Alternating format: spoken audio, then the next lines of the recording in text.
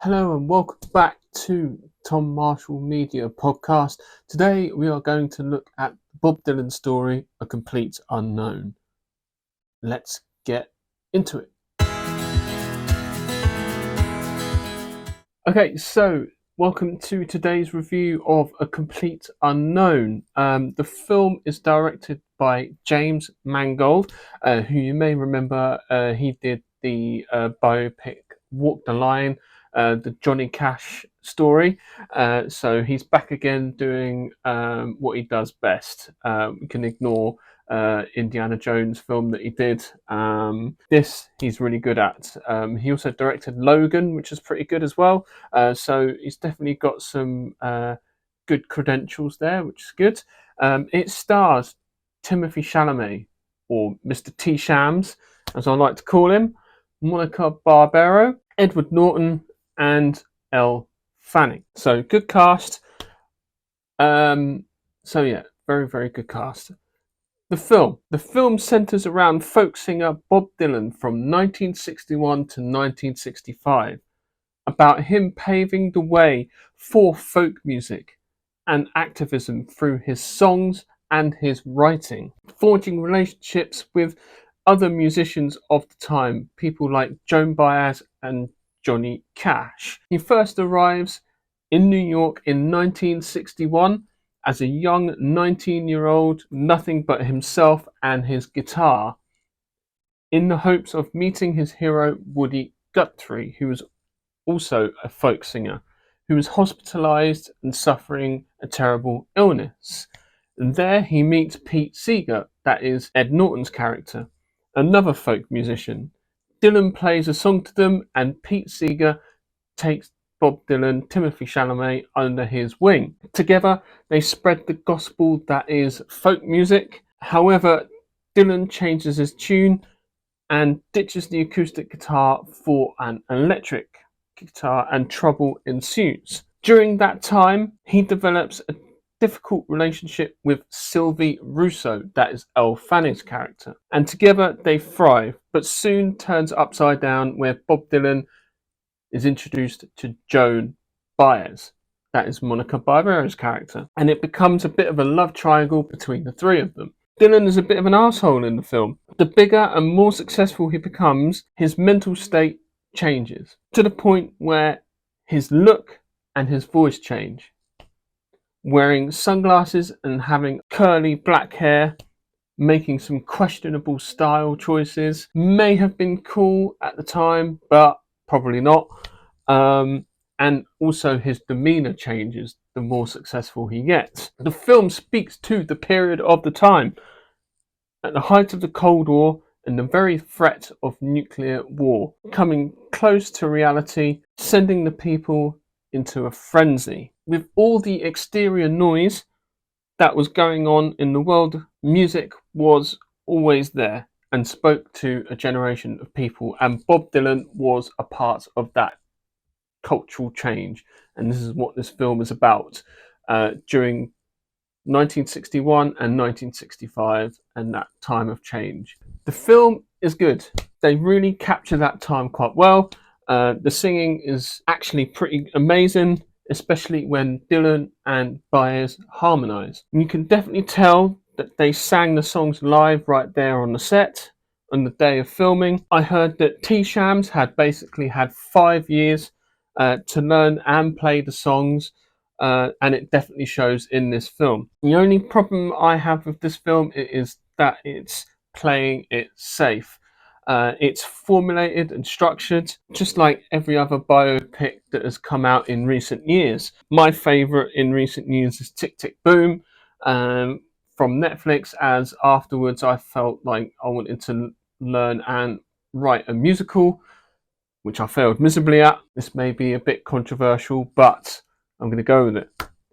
I feel that, like with Star Wars, they need to take a step back of making biopics and find a new and interesting approach to making them. Let it go for a few years, make us miss it for a little bit, and then come out swinging with something amazing. Because I feel like it's been overdone recently, and it's very samey. It's sort of written and developed more or less the same way. It's the rise, the fall of the rock star or pop star or whoever, the relationships and all that sort of stuff. It's all a bit the same.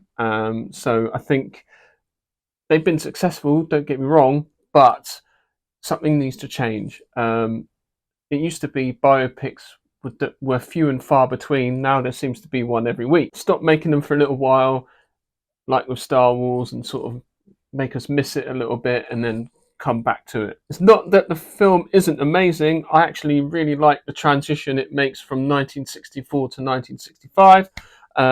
Before, the streets of New York was littered with homelessness and crime and the threat of war. But in 1965, it drastically changes. The streets are filled with musicians playing, and overall feeling of optimism is in the air, and it's sort of depicted really well in this particular scene. So it was a very good sort of transition. So that was really sort of well done. There's lots that I would consider performance porn. A lot of stage action going on. If you're a performer, you'll probably get off on the type of equipment that they were using and know every piece of equipment and instruments that they're playing on, including the microphones as well. So if you're a performer and sort of well versed in that area, you'll be like, "Oh, I recognise that. Oh." Yeah, you get a kick out of that. It's apparent that the actors are actually playing their own instruments in the film, as well as doing their own singing. I saw a clip of T-Shams in full Paul Atreides garb while making Dune Part 2, practicing and playing the guitar a little bit, which is good to see. Although I must admit, I believed Austin Butler more as Elvis than I did so watching Timothee Chalamet as Bob Dylan, even with the 5 years of preparation work that he actually did for the film. There were moments the performance was a bit of an impersonation. However, not to say that it was all bad. When he performed on stage as Bob Dylan, that's where I feel he excelled. But some parts in between, I felt, it was very much more of an impersonation. All in all, the film was great and the music was well chosen. All the hits you know and love, from Times Are A-Changin', Blowing in the Wind, all of them are just well sort of curated.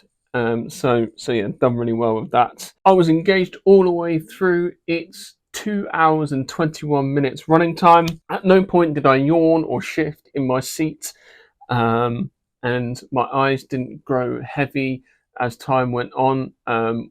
Never once thought that I was going to fall asleep, which is a telltale sign that a film is not dull or boring or anything like that. It's just kept me engaged all the way through. But go and see this film. Go and see the film for yourself.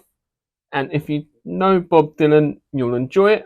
But if you don't, and discovering him and his music for the first time, it's also good, because you'll be getting a good education into who he is as a person, why he did what he did, and just an overall great sort of like education on who Bob Dylan is and the people around him and the scene that he incorporated himself into. So really, really good film.